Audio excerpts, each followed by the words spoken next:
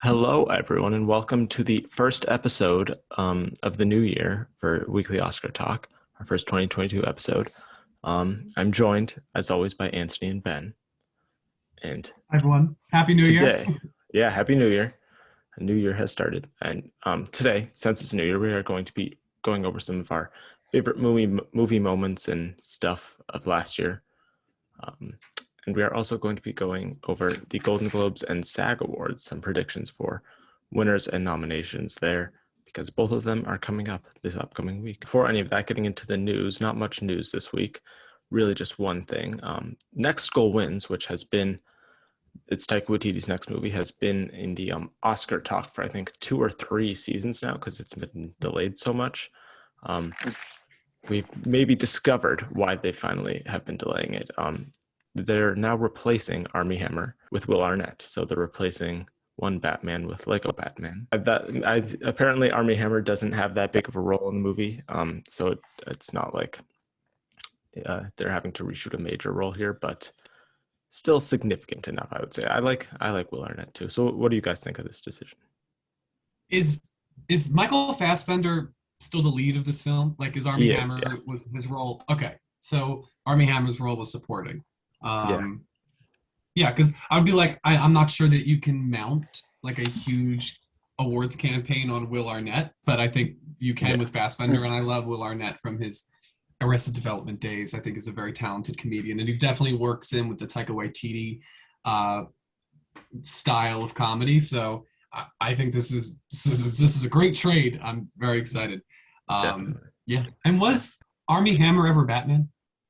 Or He was he just a supposed to cosplay? be in what's his name? George Miller's Batman, but it was canceled. That movie. Yeah. Didn't get to be Batman, and now he's just canceled overall. So yeah. Tough break, Armie Hammer, but yeah, you probably deserve it. Okay. Um, moving on. Let's start off with the Golden Globes winners prediction. So the Golden Globes are in 6 days as of recording, um, next Sunday. So we don't really know how it's going to be this year because of how the Golden Globes are a mess right now, and I don't think they're doing an actual ceremony, and all of that. So we don't need to spend a ton of time on this, but let's start off with Best Motion Picture Drama. The nominees are Belfast, Coda, Dune, King Richard, and Power of the Dog. What do you guys have winning here? Probably Belfast. Don't really know. See, my thing is they always surprise us. I feel like 1917 winning or Bohemian Rhapsody winning. Sometimes they create front runners. Sometimes they just surprise us. Because they're a smaller body, it's easier to win them over in terms of a film garnering success within the group. So it's always tricky with this category. Belfast makes sense. King Richard makes sense, but I could also see them going more, artsy and going Power of the Dog. I think this, if I'm forced to pick one, I feel like I'm leaning maybe Belfast or King Richard because it's the more feel good. But honestly, besides Dune, and I feel bad for Dune, but I think besides that, I think any of these films can win.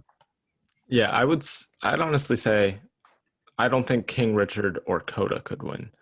I think Power of the Dog has a shot because I remember last year everyone thought it was going to be Trial of Chicago 7 and Nomadland was too artsy for them, but they went with the artsy pick. They picked Nomadland. So I do think Power of the Dog could happen. Belfast is the safe pick, so if they want to be safe, they would go with Belfast. And I think Dune, I believe Gravity won this award.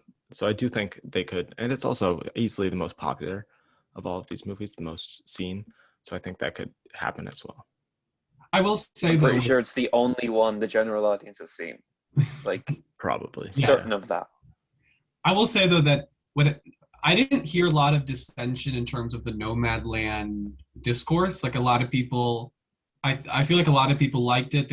I didn't see a lot of people debating the film's merits. Yeah. Where Power of the Dog has proven to be very divisive, I think due to its subject material, due to its slower pace, issues that I don't have. But I think if you're trying to mount a Nomadland path for the movie, I feel like that might not work out. And that's one of the reasons why I'm a little apprehensive about picking it, because I do feel that it's a little bit more divisive than a lot of the other artsy winners in this category. And so that's why I feel like I might agree with Ben that Belfast may be the one because Brana got nominated, I think, in both directing and screenplay. So, right? He did, Is yeah. that correct? Yeah, And both Belfast boys got nominated supporting plus they did. Balf. So there's obviously Yeah. a lot of love for this movie. So I think Mhm. Belfast is going to win.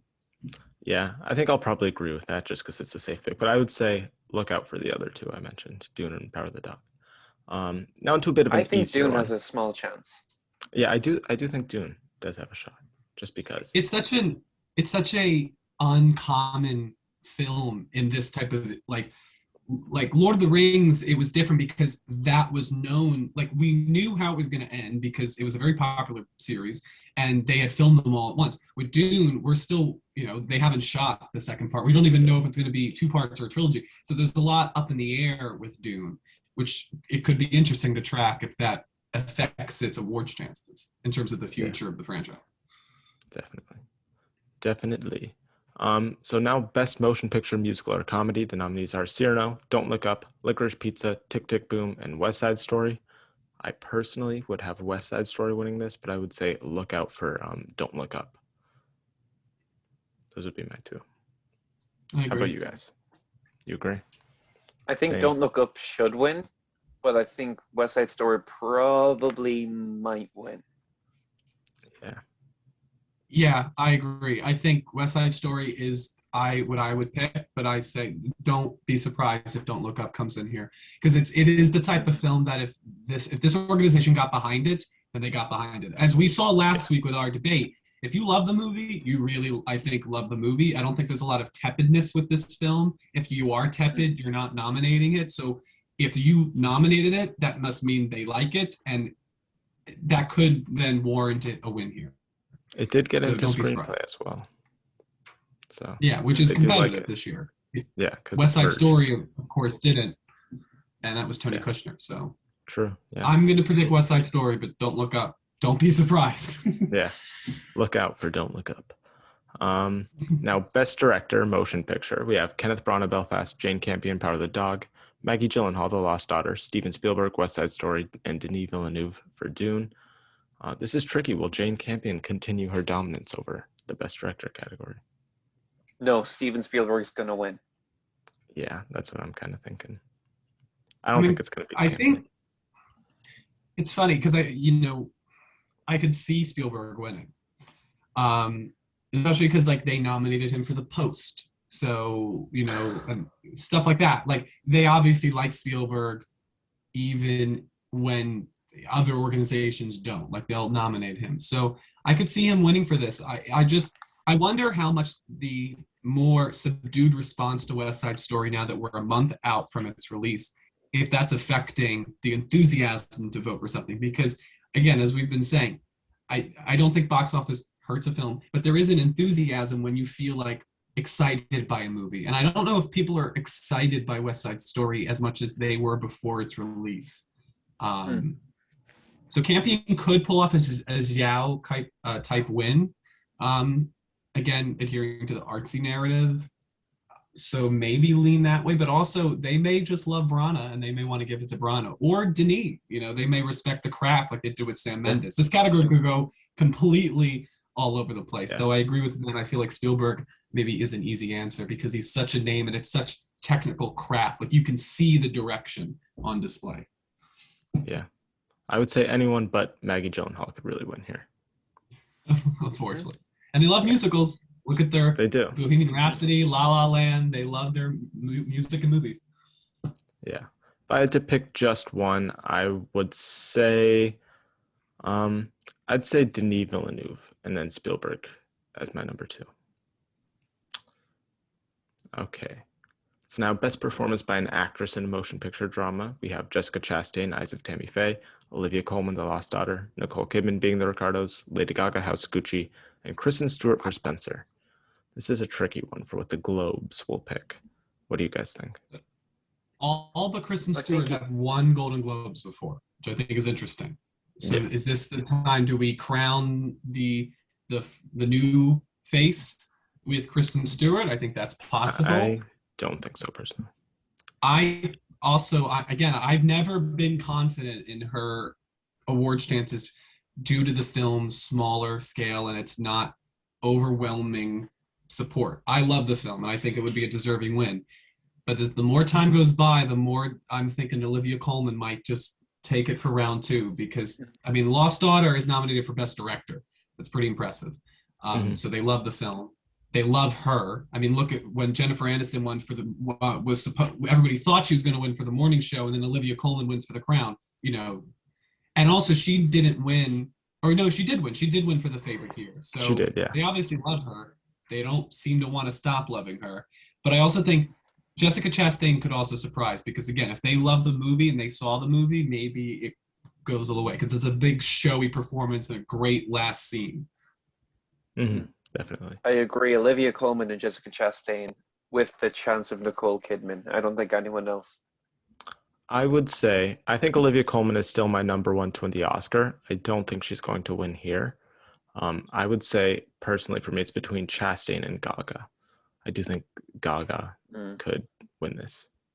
I don't think so. I really don't think so. The star power, I mean, depends how It didn't Globe's help last time, and she had the narrative. This time, it's people. I fucking forgot about that movie, to be honest.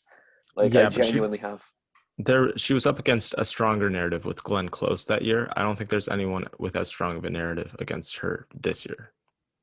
But what I think hurts her is that she disappears in the movie. Like the movie purposefully ignores her at the end, and if you forget her at the end, then you're not gonna. I feel like that doesn't hurt her because then you're not thinking of her and her acting at the end of the film. That's why I think somebody like Jessica Chastain or Olivia Colman, you just remember them because the movie is solely focused on them throughout the narrative.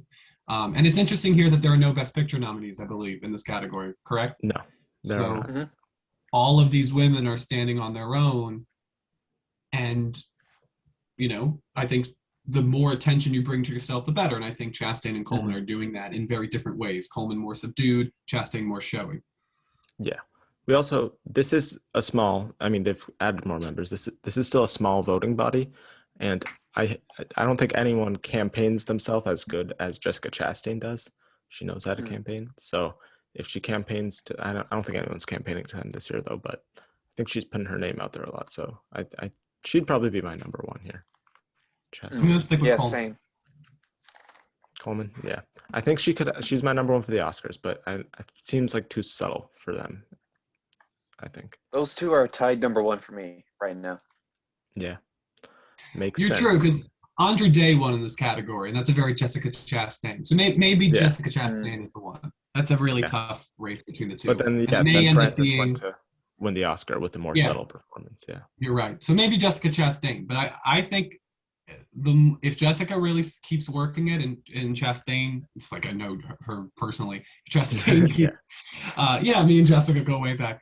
I think if she keeps building this momentum, I think she needs the win to stay in the conversation more too. If she gets the Golden Globe win, I think she has a better shot of getting into the Oscars. Definitely. Now into the other actress category. Best performance by an actress in a motion picture, musical, or comedy. We have Marion Cotillard for Arnett, Alana Haim for Licorice Pizza, Jennifer Lawrence for Don't Look Up, Emma Stone for Cruella, and Rachel Zegler for West Side Story. This is between Zegler and Haim, in my opinion. They're fighting it out. I would lean Zegler, but I feel like Haim could also win. I don't know. What do you guys think? This is a great category. Like everyone in here is so good. I'd be happy with any of them. I haven't seen most of them because they haven't come out here, and I'm not bothered to go see West Side Story. So I think probably Alana Haim. Yeah. I honestly do think it's her because people really she has like more that buzz. Movie. Yeah. I am going to surprise many viewers who remember from last week. I think Jennifer Lawrence is going to take it. Because they love her. I believe they gave it to her in 2014 for American Hustle, and Lupita Nyong'o went and won the Oscar. But they love her, and I think she won 3 years in a row because she won for. Did she? Oh no, not 3 years in a row. I think she won. She won for 2 years in a row, and then she skipped a year and then won for Joy. So she has 3 Golden Globes. They love her, and this is a comeback. And she's, if you love Don't Look Up, as we talked about last week, I think she's a major reason why. She was definitely the best part of the movie for me. So I think because Alana Haim and Rachel Zegler, they're both the ingenues fighting, and I feel like they're going to cancel each other out. Yeah, I could see it. I would still go with one of those two, though. I mean, I could see Lawrence winning, but it just doesn't feel like the kind of performance that is enough to win. I'd love for Emma Stone to win it. That would be amazing. I would love that too. Just to She's completely throw away. It would be like, okay, so now we've no idea who's getting the fifth spot, if anyone. Like Taron That'd be Egerton winning hilarious. for Rocket Man that one year. Yeah, Yeah. definitely. Yeah, so I'll say, yeah, I'll go with Ben. I'll say Alana Haim will win. But Okay, I so hope it's now, Jennifer Lawrence. yeah, that would be interesting. Best performance by an actress in a supporting role. We have Katrina Ball for Belfast, Ariana DeBose for West Side Story, Kirsten Dunst Power of the Dog, Anjanou Ellis King Richard, and Ruth Negga for Passing. We are having an Ariana DeBose sweep this season. In all places Great. except one, and we'll get to that. Yes, where except she's one not place. going to get that win, but here, yes. A la Regina King. Yes. All in agreement about Ariana DeBose? Yes. Okay. Awesome. Best performance by an actor in motion picture drama. We have Mahershala Ali for Swan Song, Javier Bardem for Being the Ricardos, Benedict Cumberbatch, Power of the Dog, Will Smith, King Richard, and Denzel Washington, Tragic Macbeth. Is this where Will Smith is going to start finally winning some awards, you guys think? He hasn't won much to date. I don't know, because there is so much love for Andrew. Oh wait, wrong category.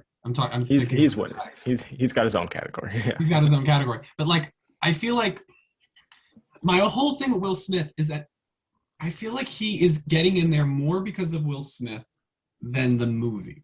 I feel like people want to give Will Smith awards rather than award this performance. And I know a lot of people love this performance, but I feel like a lot of the awards conversation is more towards the name than the movie. And so that always conflicts me, because then like, but a lot of times you just vote for your performance. Olivia Colman, Glenn Close. You vote the movie, not the actor. So I don't know if the Golden Globes, this is where we start to believe that Will Smith is actually going to get it, and then at the Oscars he falls to like an Andrew Garfield or a Benedict Cumberbatch, or he just takes this and goes, or somebody else takes it. But as of now, I'm going to stick, just because also King Richard is a Best Picture nominee, I'm going to stick with Will Smith, though. Don't be surprised if Benedict Cumberbatch wins, because that is a very different, powerful performance. Yeah. Yeah, I would say Benedict it's not a subtle performance per se, but I don't know, Will Smith just seems like the more Globes choice to me. So I would go with Will Smith. Yeah, he's definitely the Sylvester Stallone choice, where he'll win here, but then maybe like the Mark Rylance wins at the Oscars type of thing. Yeah, definitely. Okay. So now best performance by an actor, motion picture, musical, or comedy. We have Leonardo DiCaprio for Don't Look Up, Peter Dinklage for Cyrano, Andrew Garfield, Tick, Tick, Boom, Cooper Hoffman, Licorice Pizza, and Anthony Ramos for In the Heights. This is obviously Andrew Garfield's to win, as he should. Good. Yep, on agreement. Moving on. Now, best performance by an actor in a supporting role. This is a trickier one. Ben Affleck, The Tender Bar, Jamie Dornan, Belfast, Kieran Hines, Belfast, Troy Kotzer, Coda, Cody Smith-McPhee, Power of the Dog. No Jared Leto here for them to pick, oddly enough. I would say, honestly, I think the Belfast boys will split.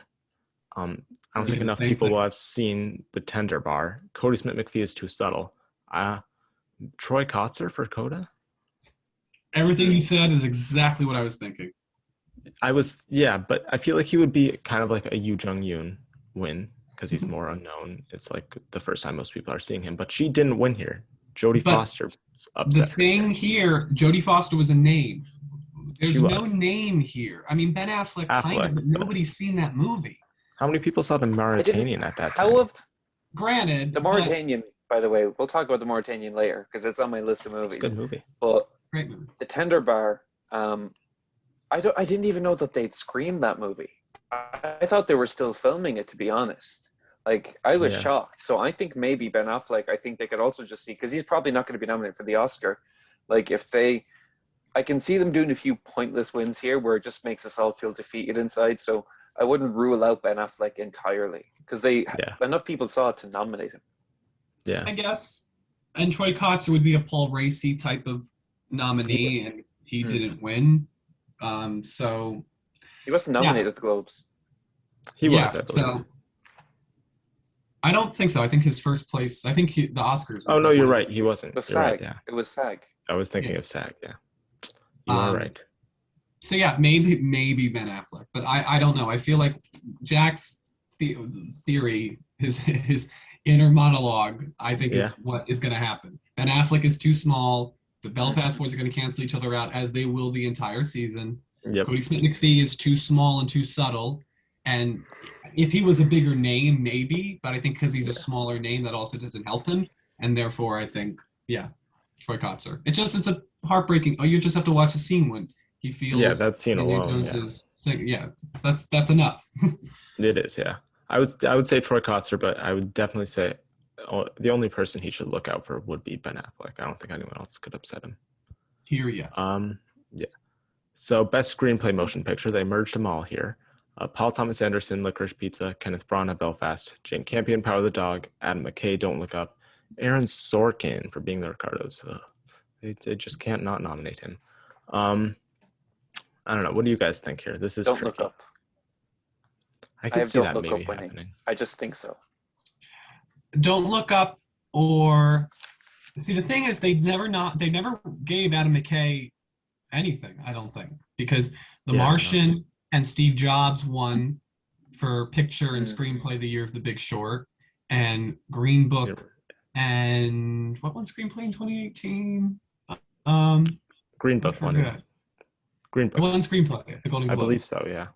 Okay, well then there you go. So Vice didn't win there. So I don't know if this is now they honor him because they felt like they haven't in the past, or they just don't like Adam McKay that much to give him an award. I do think Don't Look Up is possibly here, but I also think Belfast too. I think they may just love Belfast because we've seen La La Land. If they love a movie, they love a movie, and they will just give it everything. So they did give Zhao director and no, she didn't get screenplay. Never mind. Aaron Sorkin did. Yeah. Yeah. So maybe Sorkin wins again. Don't be surprised. I hope not. That's the worst screenplay on this list. Okay, so if I'm giving Denis director, I don't think PTA can win here because this is his first nomination ever. So I doubt it. That's Denis' first directing nomination too. That's true. That's why I'm apprehensive. Like, it took them this long to nominate him. Yeah. Between Denis and Spielberg for director, I would lean Denis, but I think this may be where they honor Campion. Maybe. I do think McKay. I don't think so. They do like showy scripts in a lot of ways. Like Trial, Aaron Sorkin's very showy, so I think McKay is a more showy script than Power of the Dog. Yeah. I'm gonna say or Kenneth Branagh. I'll say Campion. Okay. I'm going to stick with Belfast. Yeah. I'm saying Don't Look Up. Yeah. Mixed all around.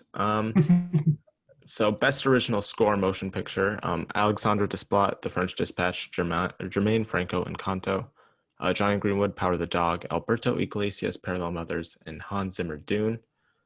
I think future Golden Globe winner. We're good. Why did you read out all the nominees? There's no point. Just move on. That's true.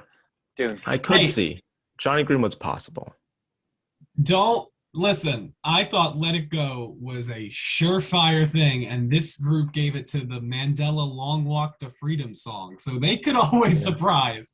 They can, They gave it to First Man, too, the score, instead of Black Panther or If Beale Street Could Talk or like all of those. And First Man didn't even get nominated for score at the Academy Awards. So they could surprise. They could. But I agree with Ben. It's very unlikely. I think it's tragic that A Quiet Place Part 2 and Malignant aren't nominated for score because they had the two best scores of the year, like, in my opinion. They did have good scores. Hans Zimmer for Dune was good. I did like Dune. But I thought they were better. Malignant should have been like on the makeup shortlist, right? Because that. Oh my god!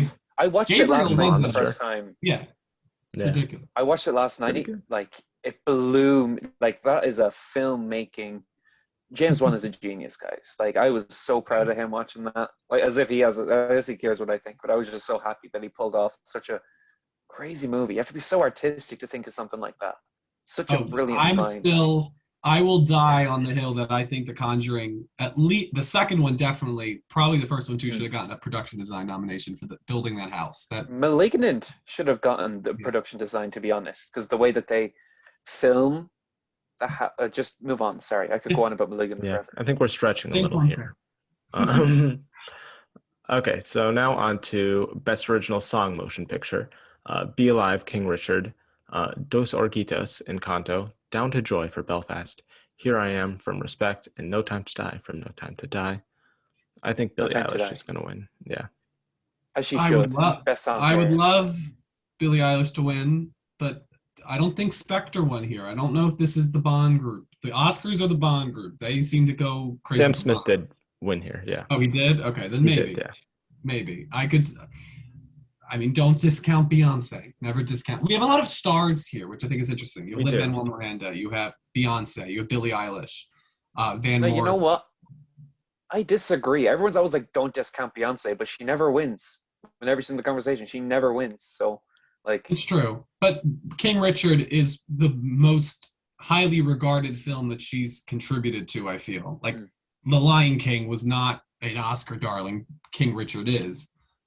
So that, again, could help her. But I want to believe you. Because I think, again, as we've discussed, the songs nominated should be involved in the narrative of the story, as the Bond songs have been throughout the last 50 plus years. So I think this is one of the best Bond songs. I love this song. So I hope Billie Eilish wins. You think, I had a really good thought there, but I forget. It's kind of coming back to me, but I kind of forget it now. Something about songs. Encanto? Something about, I don't even remember now. I'm so angry. Anyways. Don't Look Up Just Look Up wasn't nominated here. So that's a shame. Sad for that. Now, Best Motion Picture Animated. We have Encanto, Flea, Luca, My Sunny Maid, and Raya and the Last Dragon. This category still infuriates me. But yes, Encanto's going to sweep this season. I hope Flea wins. I'd like to see a different type of movie win. That only happened once when Missing Link beat out the competition. That's because the rest of them were sequels in The Lion King. So I don't think you're going to see that because Encanto was fresh. Kind of. Spider-Verse. That's still an IP. That's not like, it's not a small movie. Missing Link was a smaller film from a smaller distributor. And Encanto, like, listen, it just launched on Disney Plus. Everybody's discovering now a second time, and people are loving it.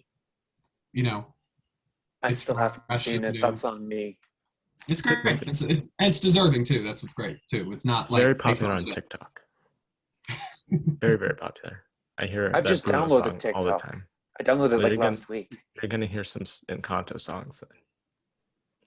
I haven't seen any yet. Well, they're coming soon enough. I'm sure they are. Yeah. And then lastly here for the movie part, we will not be doing TV because that would just take too much time. Best Motion Picture, Non-English Language, we have Compartment Number 6, Drive My Car, The Hand of God, A Hero, and Parallel Mothers. I think the smart pick here would be Drive My Car, but I am going to say Parallel Mothers because it got nominated in score. Yeah. And because it's a bigger name, Pedro. And it's an easier watch, I think. Yeah, it has a star in it. Who knows, to be honest. They always, documentary, foreign language film, international movies, they always just decide something different by the time the awards come around, even though there's a big narrative for a film like Welcome to Chechnya.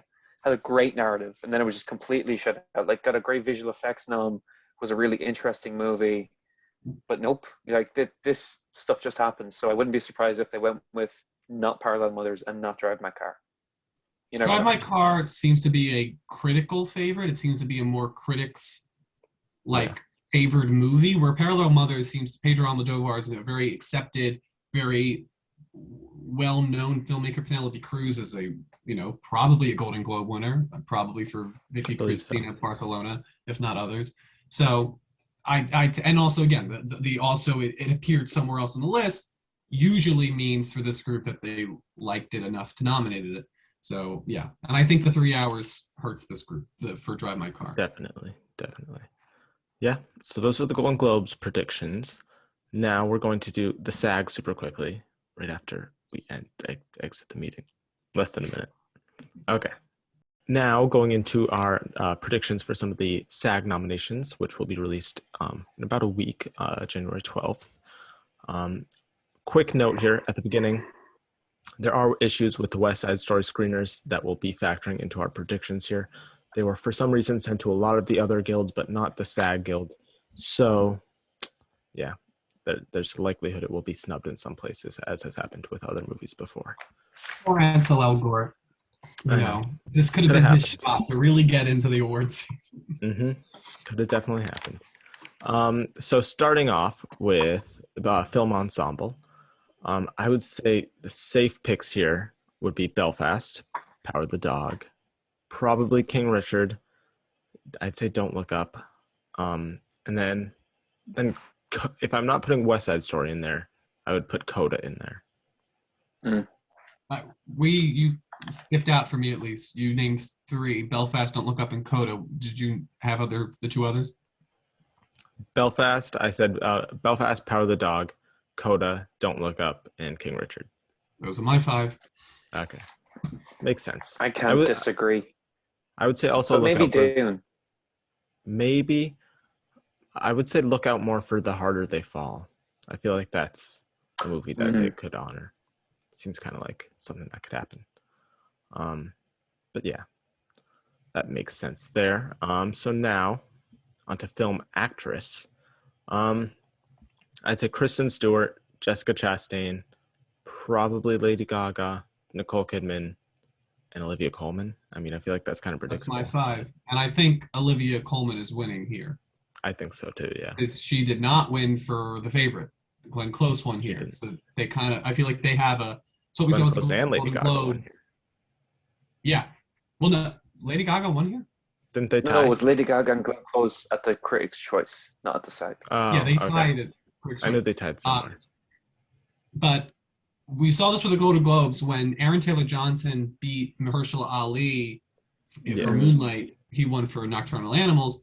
Then they kind of had a I owe you one when it came to Green Book. And that's why Mahershala Ali probably, on top of he ended up being the front runner and it was a very impactful performance, that's probably what helped him win the Golden Globes. I think the same narrative could be here for SAG, where it's like, oh, okay, we didn't give it to you for The Favorite. We kind of owe you one. You're great in The Lost Daughter here. And this is where I also think we're going to start. If it doesn't happen to the Globes, this is, and again, we've talked about the Globes aren't necessarily as big of a contributor to the narrative this year, which is their biggest like factor in the award season is building the narrative. This could be where the Coleman narrative starts. But if Stewart wins here against all these other titans, especially Chastain and Kidman, if Stewart wins here, then I think she has a good shot at the Oscars. She would be the definite front runner then. So yeah, that's pretty much for that. Film actor, I feel like they did give it to Viola Davis last year though, so maybe Nicole Kidman, if she gets nominated, might. Maybe. Yeah. But I still think Olivia Colman fits the Viola Davis too narrative. Yeah, I mean Viola Davis is just different with them. They just adore her. So now actor, Will Smith, Benedict Cumberbatch, Andrew Garfield, Denzel Washington, Peter Dinklage. Also feels predictable, but what I have. I'm gonna need to see some like real like Leo love for Denzel to be taken out of this category. But I think those are the 5. Yeah, I feel like Leo's dropping down. Yeah, it kind of depends on who they like would drift towards more. What kind of performance, which actor do they like more? And I'd say probably Denzel, to be honest. I mean, I believe Denzel got in here for Roman J. Israel Esquire, which he then ended up getting an Oscar nomination for. Granted, he probably got in because James Franco had the controversy surrounding him when he was nominated for the Disaster Artist. But still, Denzel has been proven to stand on his own. And especially with something like Shakespeare, I feel like he's a pretty good bet, even though the movie is not as, I feel like it's being respected and appreciated more than it's loved, which is never a good thing to have for an award season. You need passion. But they are passionate for him more than the movie, which helps. Yeah, definitely. Now into a trickier one because of the screeners. Supporting actress, Kirsten Dunst, Anjanou Ellis, Katrina Balfe. I do think Ariana Bose still gets in, but I'm not completely sure about it. And then for the fifth spot, I'm gonna say Ruth Negga, but also look out for Marlee Matlin. That's what I would say. Do you think someone from Mass could get in here?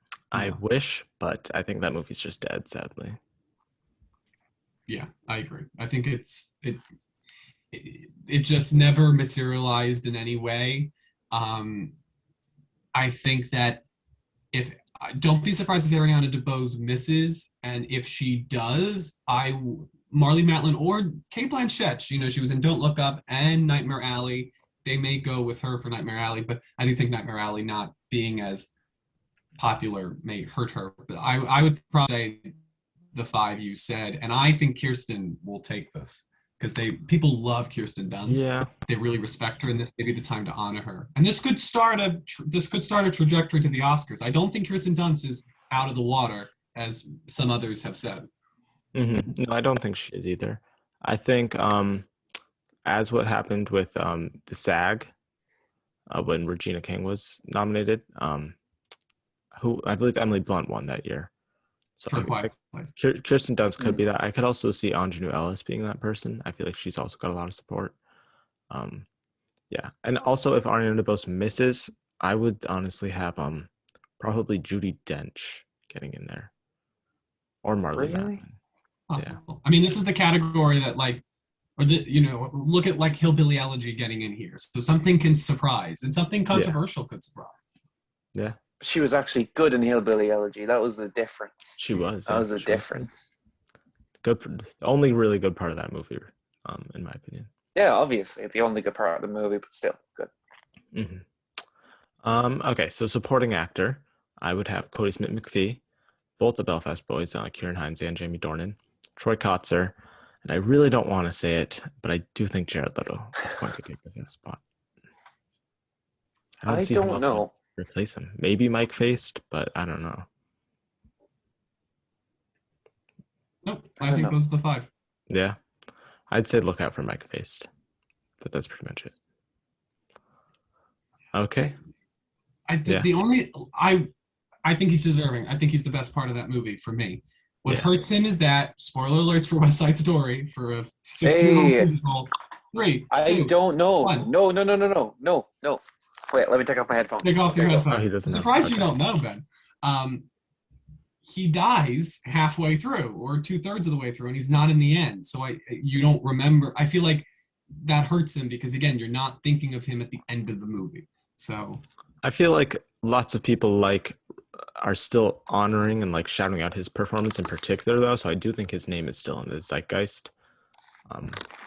I don't think he's getting in either way. You really think he could take it from Jared Leto? I mean, they nominated Jared Leto for The Little Things. Yeah, I don't know if he would be taking it from Jared Leto per se, but maybe from, I don't know.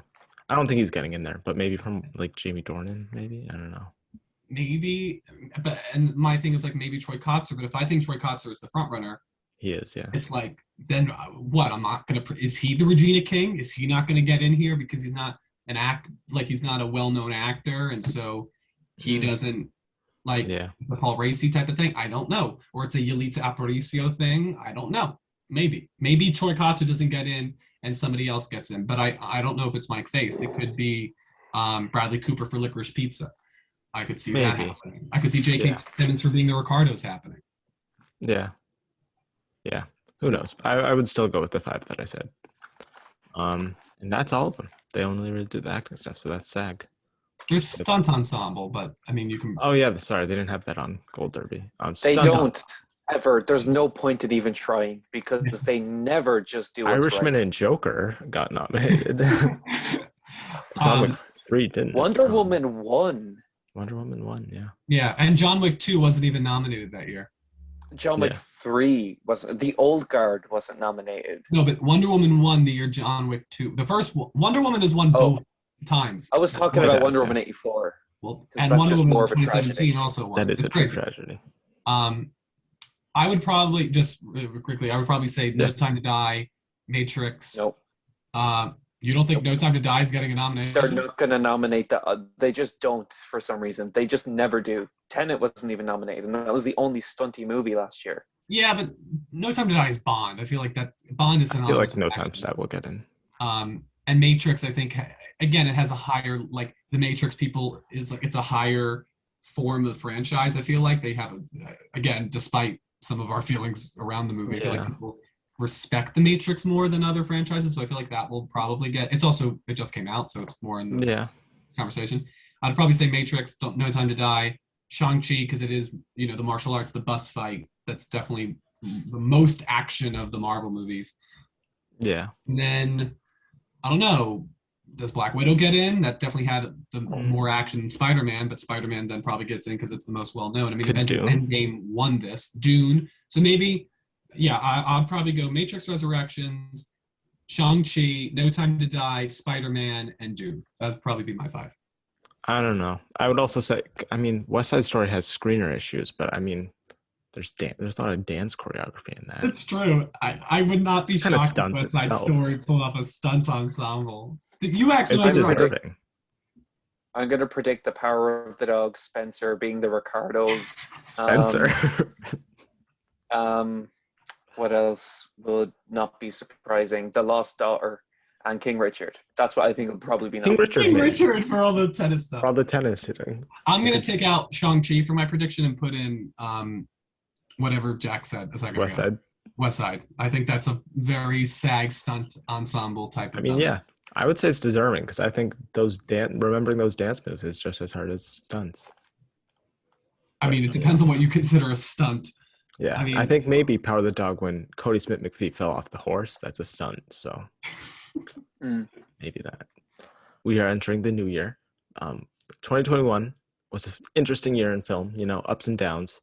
Started the year off with movie theaters opening back in March. COVID spikes and declines, all that fun stuff. But we're just going to go over some of our favorite experiences and different stuff of the past year, starting off with our favorite theatrical experiences in review of 2021. What were some of your guys' favorite theatrical experiences of last year? Obviously, guess what mine was. I feel like that should be everyone's who's seen it in theaters, like one of them at least. Yeah, definitely Spider-Man. I mean, that movie was just so much fun, and seeing it with a theater, as I said in my review, I'm pretty sure I said it here. If not, I said it on the Council podcast. You walk into that theater and you're reminded of why you love movies, because the amount of passion people had during that screening, and so many different screenings, was just exhilarating, and I absolutely loved it. I will say also Black Widow, because I'm a huge Black Widow fan, to sit in that theater. I saw it twice that opening night, same with Spider-Man, so it was a lot of fun for me personally. And also, the first movie I saw back in theaters, I rented out a local Cinemark and I saw La La Land, which is my favorite movie of all time, on the big screen with just my mom and I in the theater, and that was very special after a year and a half, almost a year and a half of not being in a movie theater. So I would probably say those 3. But Tick, Tick, Boom also, honorable mention, Tick, Tick, Boom, because it was to see that Netflix movie on the big screen, a musical too, was great. Yeah. How about you, Ben? What were some of your favorite theatrical experiences? I have 2. They're 2 of my favorite movies of the year. I'd say for the summertime, I think the most packed and most fun time I had would have been A Quiet Place Part 2. Yeah. Which was a great thing to see in theaters. It was sold out for weeks. Mainly because of staggered seating, and we don't have that many seats. So that's probably why. But it was also just a really fun time. And then I would say Halloween Kills, because you could have cut the tension in the air in the screening I was in. It was really fun. The audience really played along, and it was a really fun thing to see a Halloween movie in the cinema. So those would be my favorite theatrical experiences of the year. Yeah. Both sound very fun. I'm surprised no one's mentioned it. Dune, obviously, it's one of the best letting you experiences take of the it. year. Okay, thank you. Yeah, obviously. I mean, I haven't seen a movie quite like this on the big screen. I mean, I've seen a bunch of big blockbuster movies, but there's just something different about this one. Like, I never got to see Lord of the Rings on the big screen. I never got to see Interstellar on the big screen. It feels like one of those kind of movies, one of those epics. So that was fun. Seeing Shang-Chi, I got to see it early in one of those fan screenings, like 2 weeks early. It's the first movie I saw in IMAX. So it was kind of eye-opening in that way because I don't have a lot of theater options around me. So I did have to First drive. IMAX ever, or since the Yeah. pandemic? No, Oh ever. wow. Yeah, I've never been in an IMAX until then. Still haven't because it's a long drive, but it was worth it. It was very fun. Also because everyone in there was definitely a hardcore Marvel fan. They were reacting to like everything. So kind of this, I have a story with Spider-Man No Way Home. I went to the theater. There's only one theater near my college campus.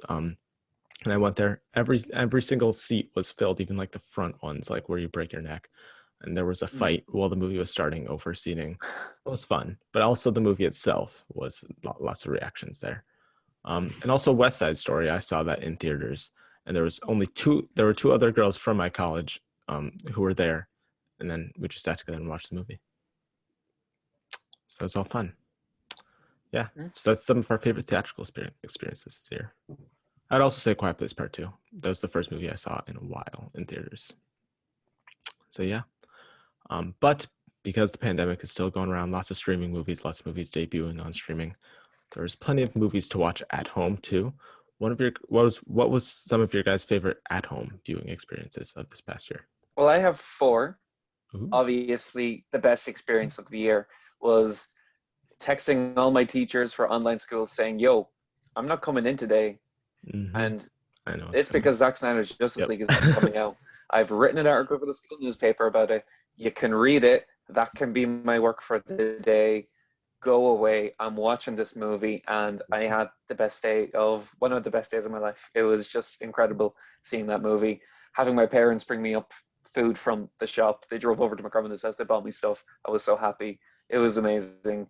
That was one of the most mind-blowing experiences of my life. Then I would say I Care a Lot. Watching that on my bed, on my phone, had a complete blast, just blown away. Great movie. Judas and the Black Messiah, because of just how powerful it was, it blew me away when I watched it. Again, on my phone, one of the awards movies. Still had a great time. And then, of course, Don't Look Up was incredibly fun watching that at home. And it was definitely one of the most standout experiences of the year. Because I'll just never forget how I felt while watching it. I was really happy. Yeah.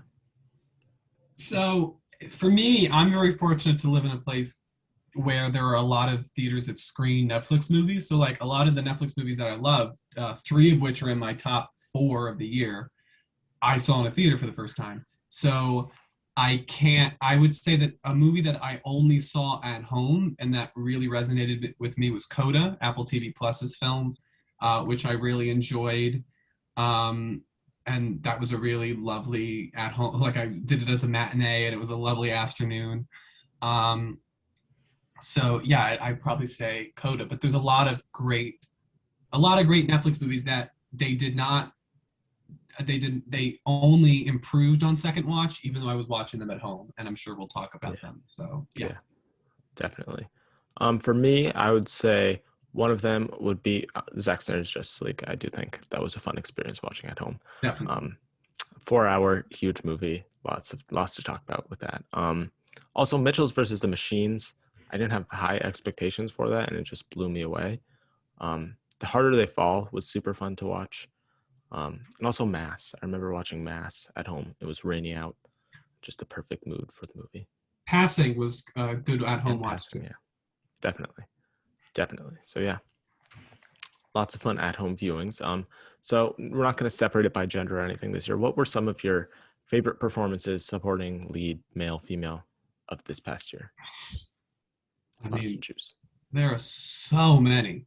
I would probably say, if I have to consolidate it, which is again very, very tricky, I'm going to say that Olivia Colman and Jessie Buckley in The Lost Daughter, Tom Holland and Willem Dafoe in No Way Home, Benedict Cumberbatch and Kirsten Dunst in Power of the Dog, Andrew Garfield in Tick Tick Boom, and Simon Rex in Red Rocket, and Winston Duke in 9 Days. I'm going to stop myself there.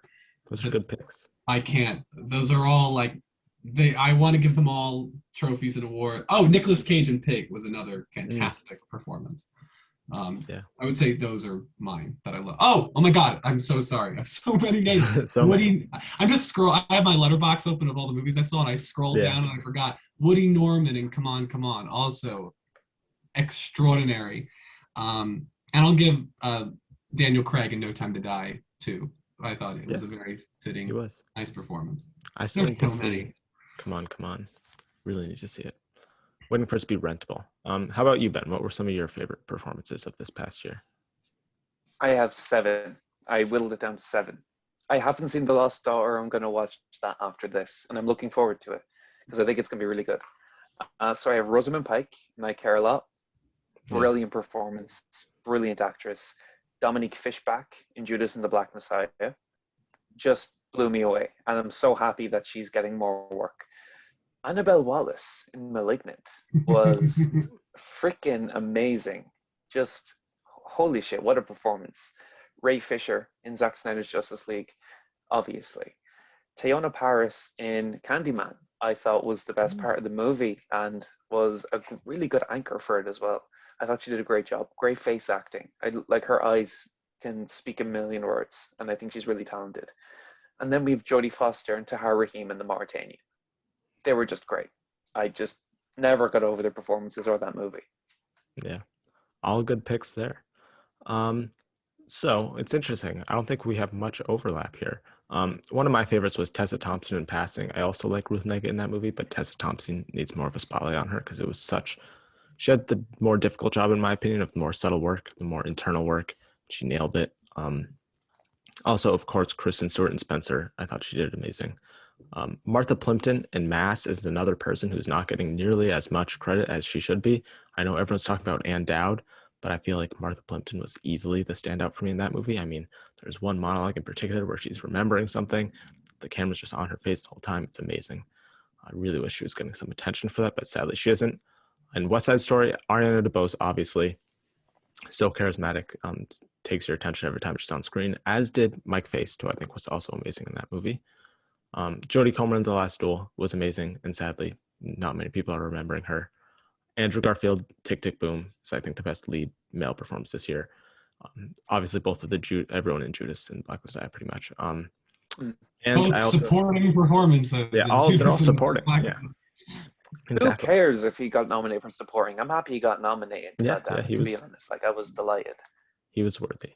And then lastly, I just wanted to shout out Amelia Jones in Coda. I feel like not a lot of people are giving her attention. She had to do a lot in that movie. She had to act alongside all deaf acting partners. She had to learn American Sign Language. She had to learn how to sing. I mean, that's a lot of stuff to do. And I feel like, in Coda, right? Yeah. I feel like she had a lot put on her, and she nailed it.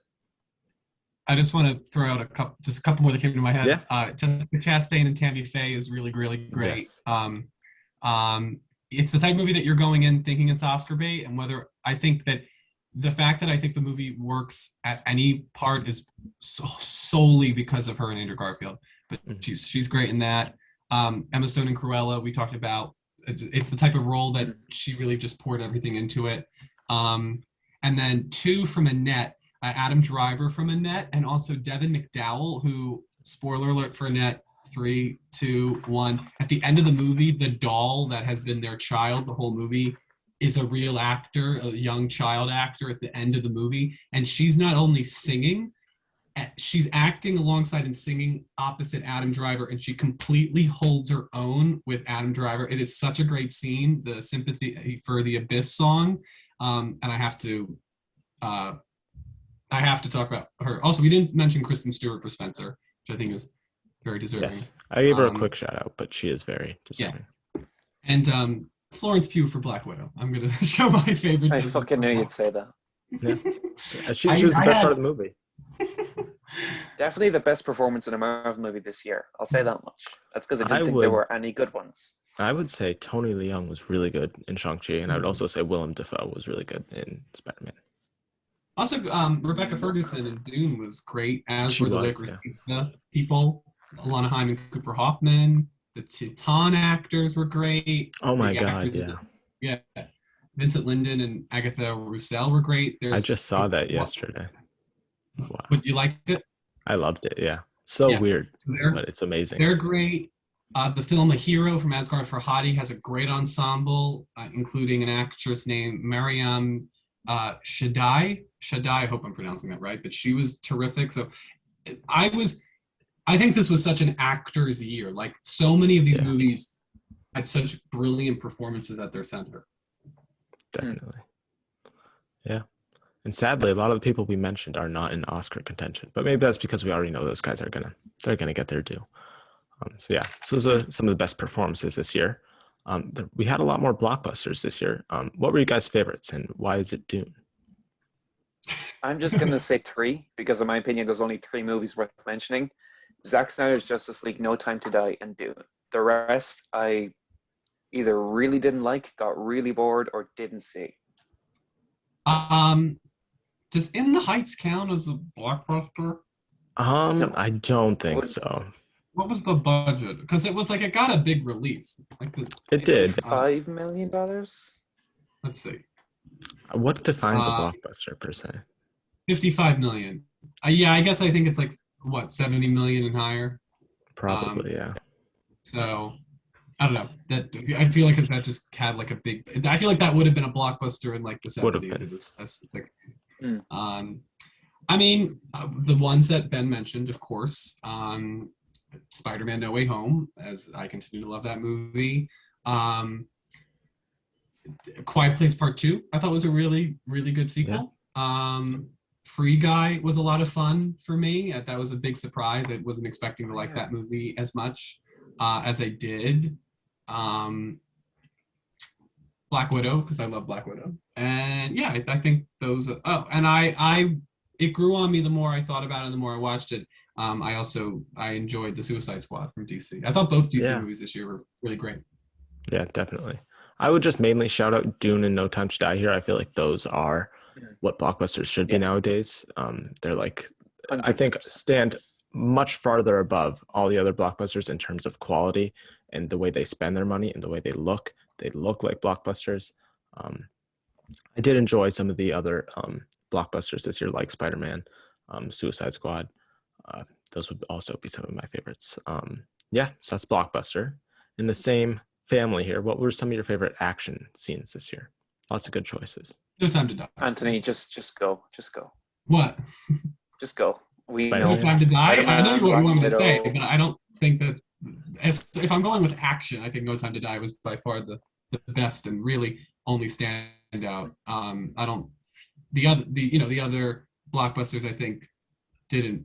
There wasn't like a technical craft to the action, and that's what I look for. Like there was no Mission Impossibles or John Wicks among the rest. There's great action moments, but I would probably say No Time to Die stands alone. I mean, that opening sequence alone was so impressive. Yeah, that's what I would say is my favorite action scene from that movie, The Escape from Italy. I'd also say Shang-Chi, that bus fight was very good. Oh yeah, that too. That was great. And also, I love the one on the building. That one was also really good. Yeah. I would also say the end shootout in Harder They Fall was a really, really well done final action set piece. The Harder They Fall will be nominated for stunts at SAG. Probably, 1,000%. Yeah. That makes sense. Yeah. Maybe take out Matrix and throw in that one. Yeah. Definitely. Yeah, I think everything. I mean, as far as like the superhero action, like Free Guy, like those are all well done. I enjoyed them. For me, Eternals' best moments was the third act action, which I thought was a little funny. How like the best part of this thinking superhero movie was the visuals. But what can you do? Army of the Dead had some good action sequences too. Now that I think about it. And I don't know if this counts as an action sequence, but the opening of The Conjuring, The Devil Made Me Do It was really cool and fun because they start with the exorcism. So if we consider that an action sequence, because I mean, it is like Patrick Wilson is getting thrown around the house. I think that's definitely a great scene this year. Yeah, definitely.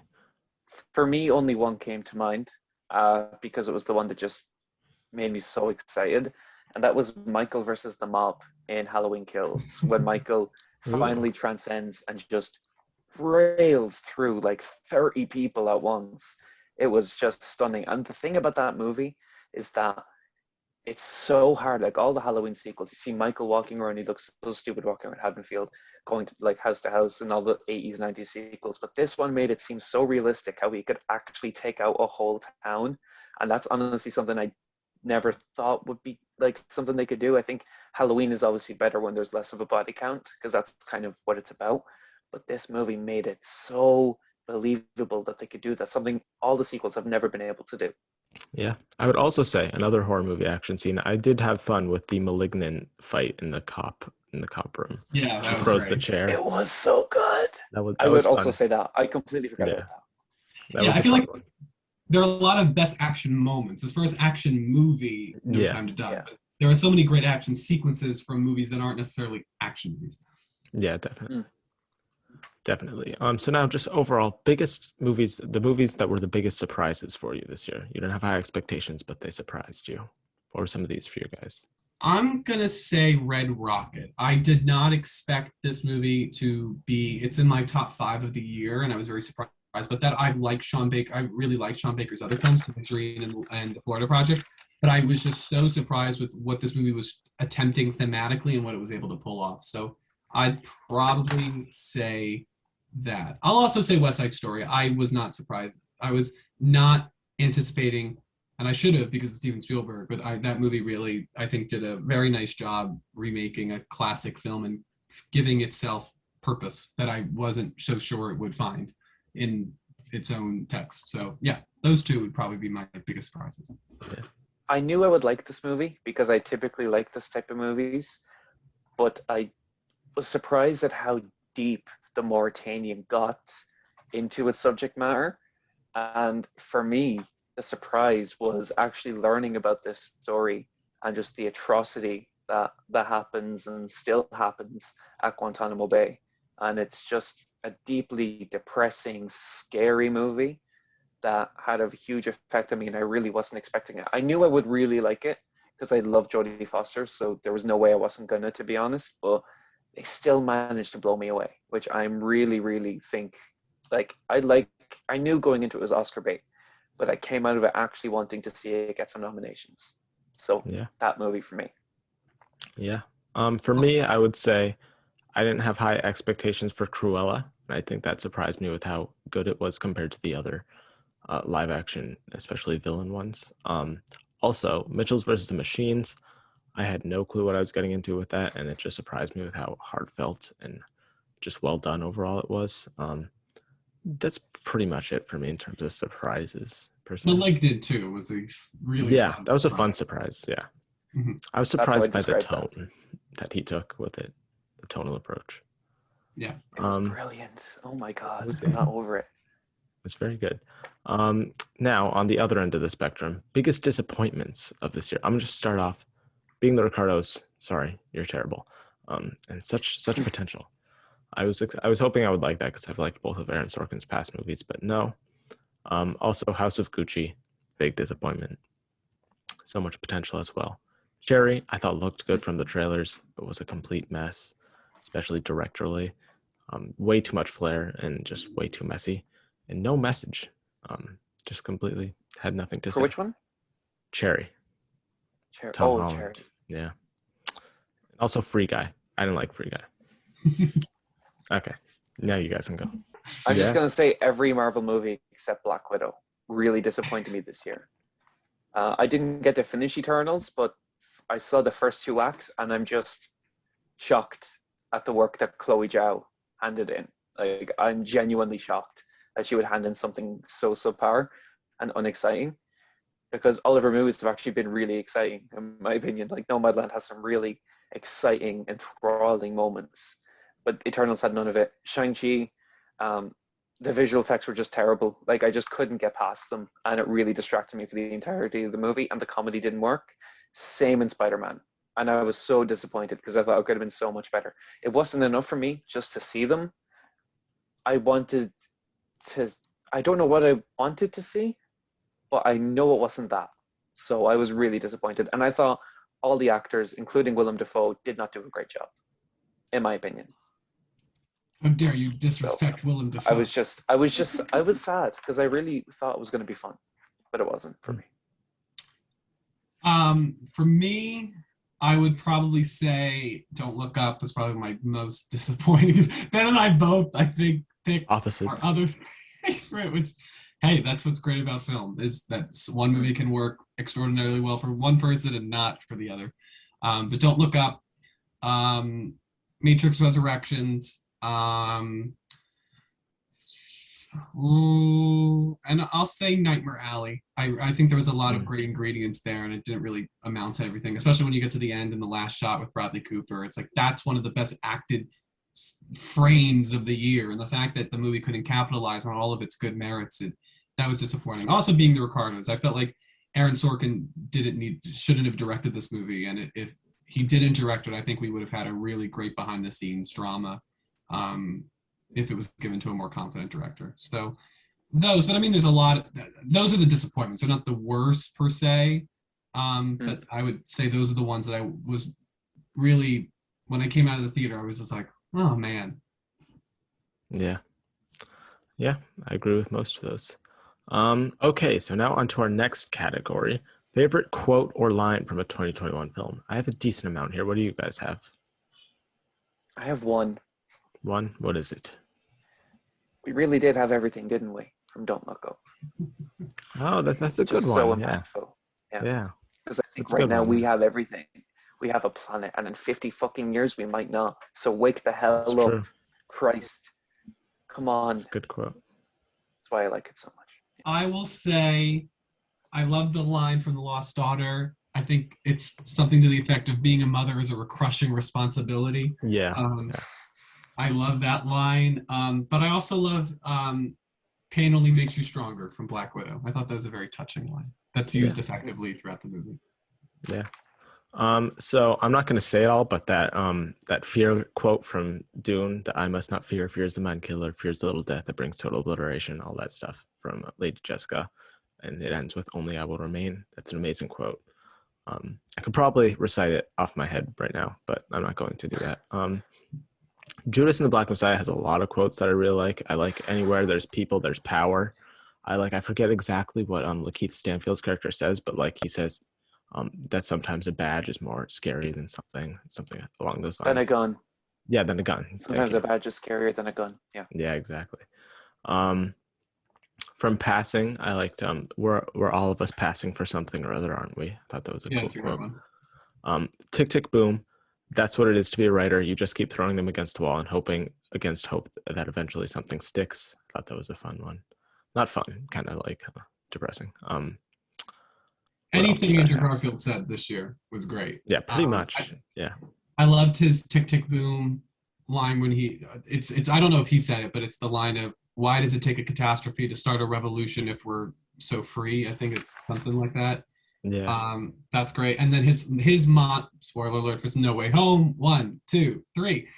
His monologue when he talks about how after Gwen's death he got bitter. I thought that was maybe my favorite monologue of the year. I thought he did such a beautiful job with that scene.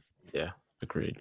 Also in that movie, I think it's like you. That was your favorite monologue of the year when Midnight Mass exists? Oh, well, that's TV. Midnight Mass. That is some of the best. Oh, I was like, is Midnight Mass the prequel to Mass?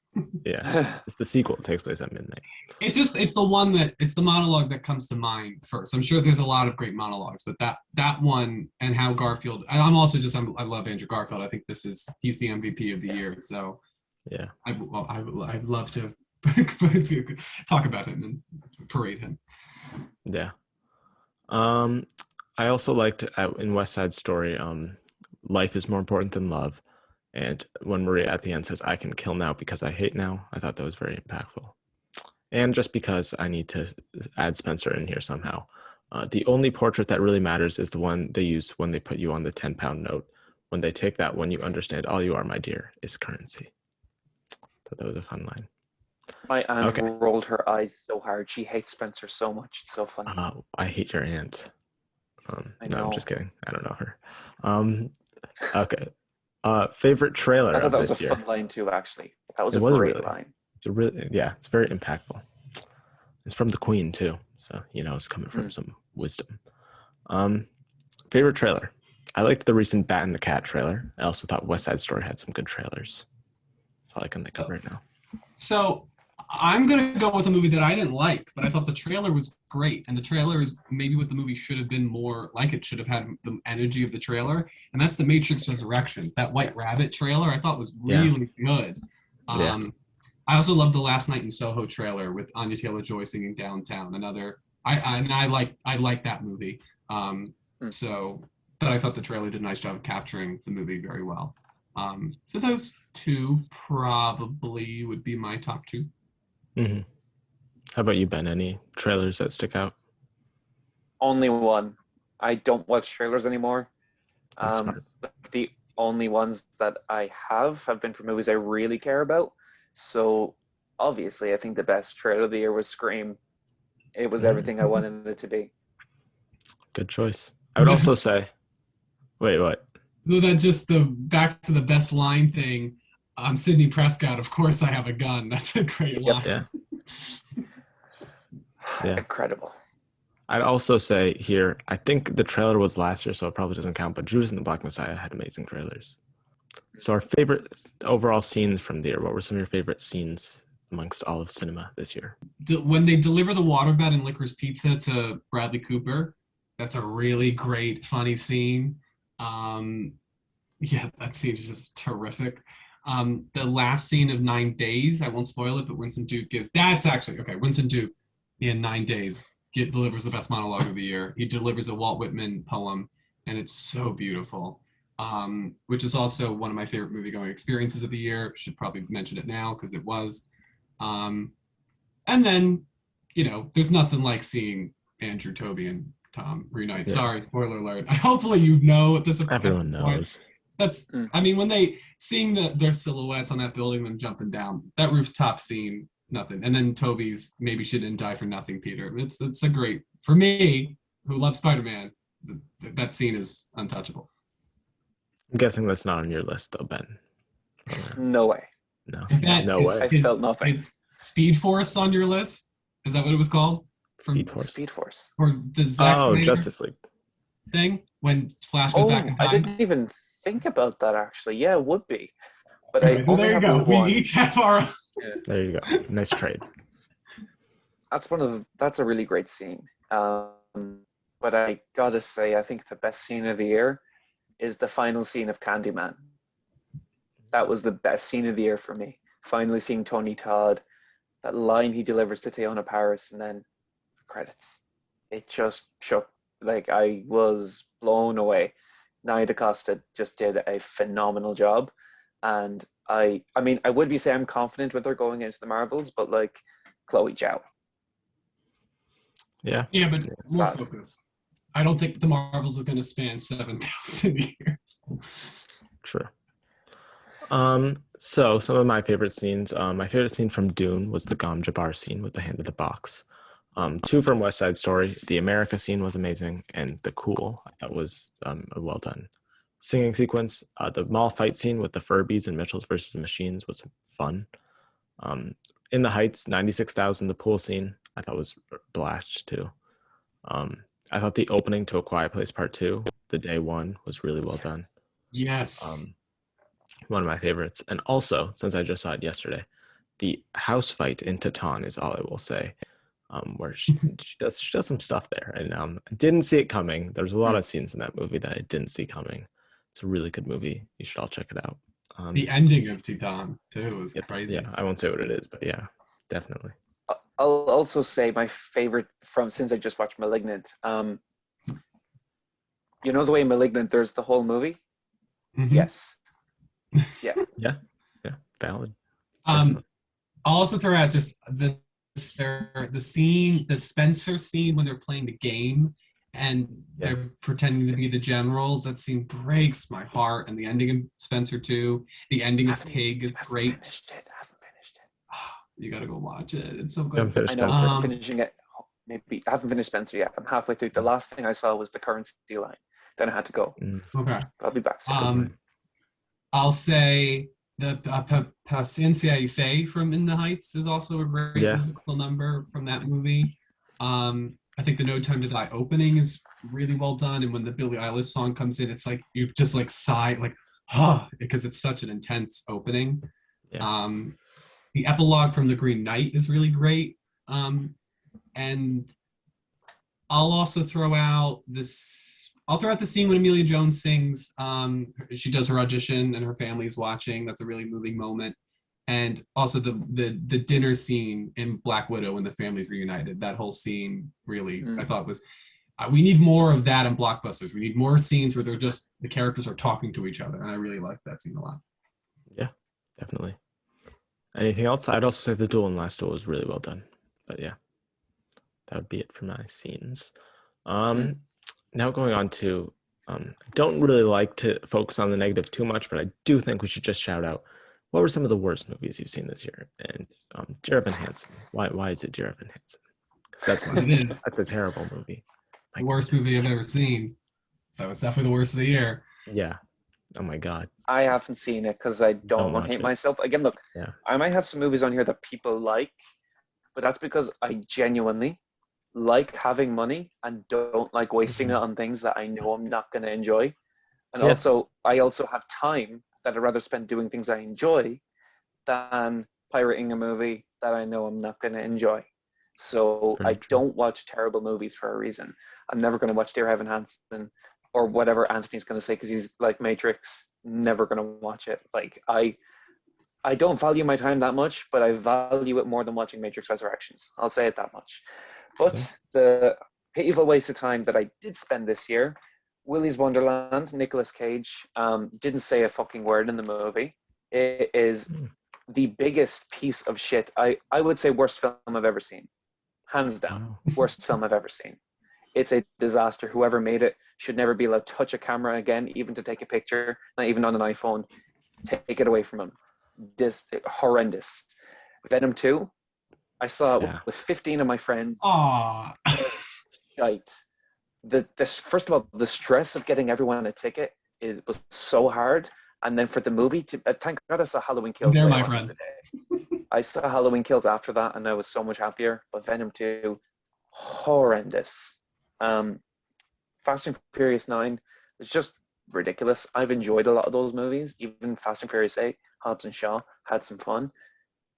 No fun to be had here. The Hitman's Wife's Bodyguard hurts because I like the first movie, and Salma Hayek is the best part of it. And the fact that she was being upgraded to actually being the whole thing, now she's the best part of this movie, but that's like saying the kid in junior infants, kindergarten, drew a better picture than that one. It's not good, like, at all. So I took off my glasses during the third act of that movie because I was just done. I was like, I don't need to pay attention. I'm good. Yeah. I don't even remember the third act, I'll be honest with you. I do. It was on a ship, wasn't it? Yeah, it was on a ship, and Morgan Freeman was Ryan Reynolds' dad, I think. Yeah, it was just so funny. Not going to be watching that one. Space Jam 2. I had a fun time watching Space Jam 2 with friends. Yeah, for some reason, we thought it would be fun to see a kids movie. It was the only thing on. It was completely empty. We just shit-talked the movie the whole way through, so that was fun. It was still a disaster. And then I do have to say, because look, I don't watch a lot of bad movies. I just really wish Spider-Man, Shang-Chi, and Eternals were better than they were. I just wish that they were. I know a lot of people really enjoyed them, and people think it was a great year for Marvel. But for me, it's like, I have no home now. DC just took a shit in its fandom, and Marvel, to be honest, like, Hawkeye's great, and Hawkeye's great. So, yeah. Dune will be your new home. It won't be. Don't worry about that. Okay. You're welcome anytime. I like Dune. I do like Dune, but I don't like it as much as you. It was fun. Okay. Do you have any? Yeah, I definitely have some. I feel very, I don't love worst list, but at the same time, I feel like, listen, we give our best list, and we have to be, it's a full picture of what our year was. We can't just ignore the bad. And then praise the good. So would be The Last Duel, which I did not like one bit. The Little Things, which was terrible. F9, which I feel like Vin Diesel was trying to get a 4-year consideration campaign for this movie. How serious he was taking it. The Matrix Resurrections. Carrie-Anne Moss tried her darndest, and so did Keanu. And I'm happy he donated 70% of his paycheck to some charitable place. To cancer research. I'm glad he did that, but doesn't save the movie. Space Jam: A New Legacy, aka the HBO Max commercial that was 2 hours. Above Suspicion, which was a direct-to-DVD movie starring Emilia Clarke and Johnny Knoxville giving a dramatic performance. The entire film is in a Dutch angle, and it was shot before Emilia Clarke shot the 7th season of Game of Thrones. So that's how long they've been sitting on this one. And it was terrible. She was good. I felt so bad for her. House of Gucci, never forget. Hitman's Wife's Bodyguard, Don't Look Up, and Dear Evan Hansen is definitely the worst. It's way worse than Don't Look Up. I would watch Don't Look Up 10 times before I had to watch Dear Evan Hansen again. Yeah, I would agree. Dear Evan Hansen. Though Julianne Moore is terrific in the movie. For the few scenes she's given, yes. She's really the only good performance in that movie. She stinks. She's a great actress. Poor Amy Adams. She should be in everything. Yeah, she should be in everything. A few other ones that I didn't like besides Dear Evan Hansen, just emphasis on Dear Evan Hansen because that's far below anything else. Cinderella, I didn't think it was good at all. That was fun. I had fun with that one. Definitely worse than Space Jam Legacy. Cherry, I thought was terrible. And Coming to America was like not fun at all. Those are my worst. Also Venom 2, but you already mentioned that, Ben. I didn't see anything on your list, Jack. I didn't see a single one of them. I wouldn't recommend any of them. Don't you worry about a thing. Yeah. I had fun with Venom and I had fun with Cinderella, but I agree with the others. Yeah. Fun with Venom. That takes fucking skill, to be honest. Wow. There were fun moments, but it was... There really weren't. I had the same problems with that as I did with Spider-Man. These movies cost $200 million. Can you not buy a light? Yeah. Which one are you talking about? Spider-Man and Venom. They Venom. cost so much. They cost so much money, and they have so much visual effects, but you can't fucking see any of them. I want to see Carnage. I don't want to see Carnage in shadows, looking basically the same color as Venom. I want to see bright red blood Carnage fighting Venom. Maybe your projector has issues. Your local theater's projector needs to be outfitted. I don't think some of the brighter movies we had, A Quiet Place Part 2 looked phenomenal. My god. To be fair, a lot of that movie is taken, the opening scene is all during the day. A lot of these other movies are at night. Venom 2, I think, is one night. That's the duration of the movie. Okay, now on to our favorite movies of the year on the positive sides of things. Who wants to start? What are some of your favorites of the year? I did a full list on my Twitter with honorable mentions, but I'll just do my top 10 here. 10 is The French Dispatch, really great movie from Wes Anderson. I think captures why we tell stories. Really, really exquisitely crafted as well. Number 9 is Spencer, a really you got into the head of what this experience was like for Diana, fueled by wonderful performances and Lorraine's direction. 8 for me was Dune, Denis Villeneuve's ambitious, bold science fiction epic. I can't wait to see the next chapter. 7 was Paul Thomas Anderson's Licorice Pizza, which was such an endearing, heartfelt, comedic, one of the best comedies of the past couple of years. So funny, yet so heartwarming, and features 2 great performances from Haim and Cooper Hoffman. 6 was 9 Days, which was Edson Oda's feature debut, really philosophical, beautifully rendered film with terrific performances and some loving imagery.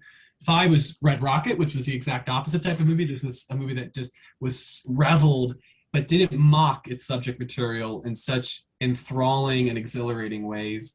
Number 4 was Tick, Tick, Boom, Lin-Manuel Miranda's future debut, which I think did an incredible job with the musical sequences, but also the pathos of the film. Andrew Garfield, who I think gives the best performance of the year, is terrific here and really captures the hell that artists endure to create their art while also making sure that art doesn't distract them from the life that inspires said art. So really love that one. Number 3 is The Power of the Dog. Beautiful, haunting, provocative, beautifully shot, beautifully acted. Benedict Cumberbatch, Kirsten Dunst, just bravo. Jane Campion, a really great deconstructive Western. Number 2 is Spider-Man No Way Home, because I love Spider-Man, and this movie captured why I love this character, and was by far my favorite movie-going experience, one of my favorites of all time. And I really like its themes of exploring heroes today in the 21st century and the history of good and evil and storytelling. This idea of curing villains I thought was brilliant. And then my favorite film of the year is one that I rewatched last night, and it just catapulted to the number one spot. I really love this film. I feel like not a lot of people have this opinion, but this movie really worked for me, and that's Maggie Gyllenhaal's The Lost Daughter. I just love this movie. I think it's so well crafted. On second watch, especially, you see all the subtleties. I think it's unafraid to explore the real hardships of being a parent and especially being a mother. And I think Olivia Colman, it's her best performance, and that's really saying something. But Dakota Johnson's great. Jessie Buckley is transcendent in this film, and I think that out of all of these movies, I think The Lost Daughter is the most well constructed narrative of the year. So for me, The Lost Daughter is my favorite film of 2021. That's amazing. I'm It so is. excited to watch it. I cannot wait. I'm actually so excited. Yeah, I mean, granted, it's a very like it's not been gelling for a lot of people, but I think that's because has a real female perspective, and it's not afraid to show the imperfections of things that people would rather keep perfect. So Mm. it's definitely a hard watch, I think, because of some of the thematic choices it makes, but it's one that I really respect. And I feel like it's a small movie that's able to say a lot, which another thing I really, really admire about the film. So it's my favorite of the year. It sounds like Sound of Metal, the way that film just Yeah. gets its hooks in you. Love that movie. I'll go next because I have none of the movies on Anthony's list, and I'm afraid me and Jack might. This is number Possible. 10 is a movie that I kind of forgot about to put on my list throughout the year, but I thought the performances were amazing. Some of the best of the year, probably some of the best of the coming decade, to be honest. I think they were all amazing. That's Pieces of a Woman. This film is phenomenal. I really thought it should have gotten a Best Picture, Screenplay, Cinematography nomination. I just loved it. I thought it was great. And then number 9 is The Mauritanian. Just great film overall. Tahar Rahim and Jodie Foster, just really good. Jodie Foster doing a really good job with Tahar Rahim. I'm glad he's getting a lot of work, and he really deserves it. He's a very talented actor. Number 8 is Candyman, because Nia DaCosta brought back a horror icon in ways that it's very hard to do. So good luck to the directing duo of Scream. You guys have competition. But of course, nobody beats Michael Myers. Halloween Kills, number 7, just a great experience for me. So fun, just non-stop adrenaline, which I was so happy about. And then we get into my top 6, which are all just, I think, undeniably phenomenal movies. Number 6 is The Black Messiah. I have never been so hooked into a movie. There's a lot of these films that come out like Marshall and all of these movies, but none of them have been as well made, well edited, well acted, beautifully shot as Judas and the Black Messiah was. And I think it's more relevant today than ever. I just thought it was great. Really just phenomenal movie. And I wish Shaka King got a director nomination because he deserved it.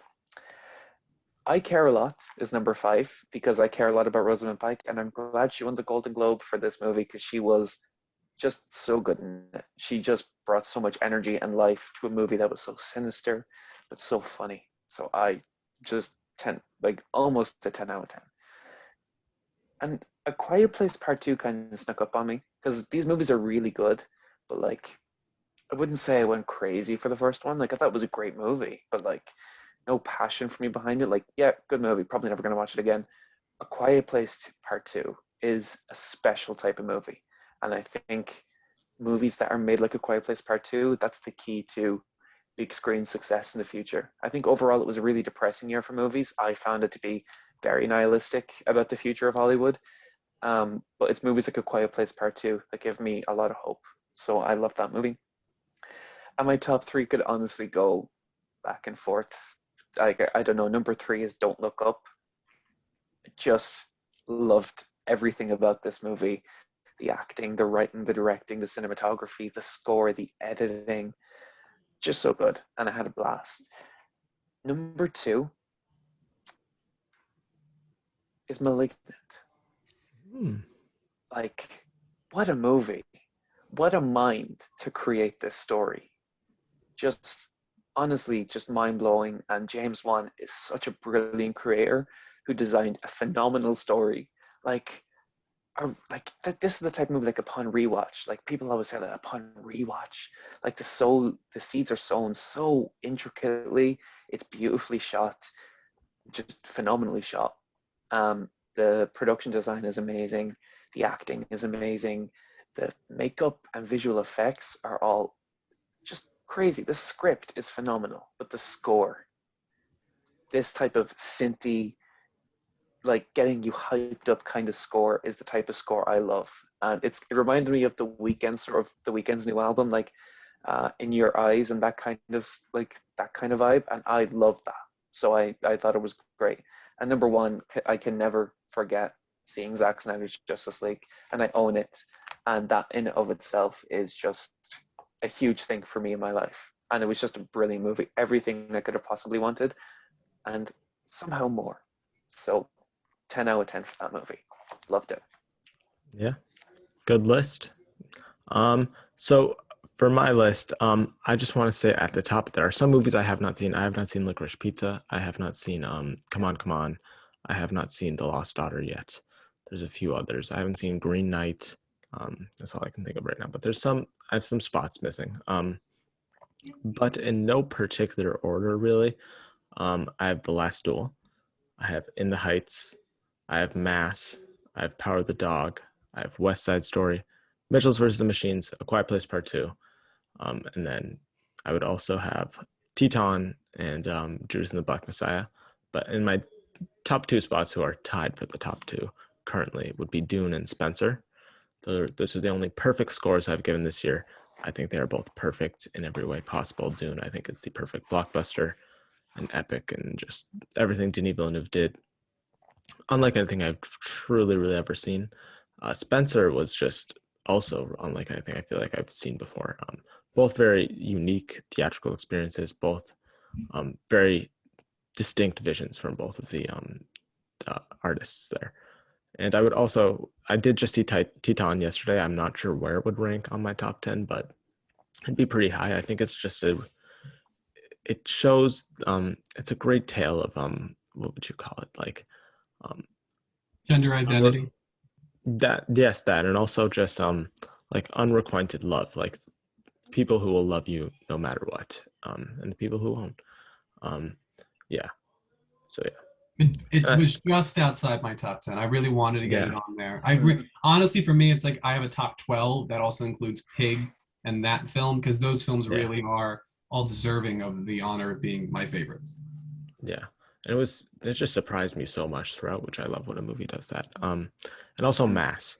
I just thought, I already mentioned Mass, but was like, it's just, I don't know how you can make a movie like that so riveting, and just like it all takes place in one room, 4 people just talking. The performances, the writing, all so good. I wish everyone is worthy of an acting nomination in that, but sadly not going to happen. Mitchells vs. Machines, as I mentioned, easily I think the best animated movie of this year. It's from the same team as Spider-Verse. I think really, really well done. West Side Story, I did have high expectations for it, and he delivered. It's like what definitely should be seen on the big screen. Easily, I think my favorite musical of this year, and he just somehow made an all-time classic even better. And yeah, I feel like everything else is pretty much self-explanatory. Also, just The Last Duel. I know people are mixed on it. I love that movie. Everyone should see it. I'm looking forward to seeing it. It's on Disney Plus over here, so I'll see it soon. Nice. It's crazy for me that's on Disney Plus. Yeah, that's an interesting choice for to put it. I think we just have it on PVOD over here. Yeah. Any other mentions here? I feel like we've summed up a whole year. I mean, our performance list was just go see all these movies. There's a lot of smaller films that hopefully now are on Netflix or on streamers. When you feel comfortable, get a chance seeing them, because I think you have a nice collection. You have a lot of great horror movies from Ben, and that definitely are worth checking out. Malignant is so much fun. Insane. So you got it. It's just so good. So yeah, check all these movies out, because as much as I think we all love the awards season, in the end, what you love is the most important thing. And we do this because we love talking about these movies, because a lot of times we love the movies that are up for awards. So go check out the movies that we mentioned in our list, and then some of the Oscar movies, because odds are you'll probably find a lot of great films that you weren't going to check out. Yeah, definitely. Yeah. Agreed. It will be fun trying to determine what our top 10 films when we do our own awards will be. Because we have very different lists Also, there. watch Mayor of Easttown and Midnight Mass, the 2 best TV Watch shows of the year. those. Oh my God, easily. Those and Succession. I don't know how they weren't nominated at Mayor of Easttown was, but Midnight Mass wasn't. Mike Flanagan continues to get robbed. He makes amazing miniseries. That was a great show. Succession, as far as TV shows go, Succession, Ted Lasso season 2, I really enjoyed. Trying to go through, what else did I watch? Arcane was one of my favorites of the year. I loved What was one of yours? Arcane. Okay. I didn't catch that one, unfortunately. It's really good. 1 second. I'm gonna pull up my television log of the year. Squid Game, also good. Very good. Invincible was a really fun show if you like animated stuff I on said Amazon that. Prime. You did? You did? Yeah, I just said it a second ago. It's so good. Sorry.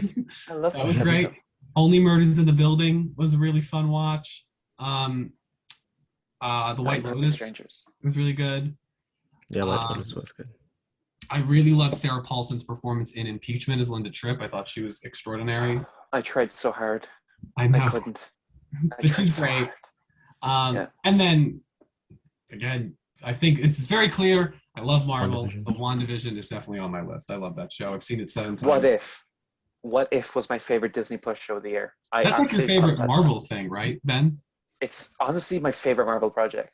Yeah. I just thought it was so amazing. Like, I really enjoyed it. Mm-hmm. I loved What If. I'm very much looking forward to Secret Invasion with Emilia Clarke and Olivia Colman. That is going to be such a good cast. Oh my God. It's exciting. Yeah. That's pretty much it. Check out all these movies and shows. And come back next week because we'll have plenty to talk about. Golden Globe, winners, SAG nominations, all that fun stuff.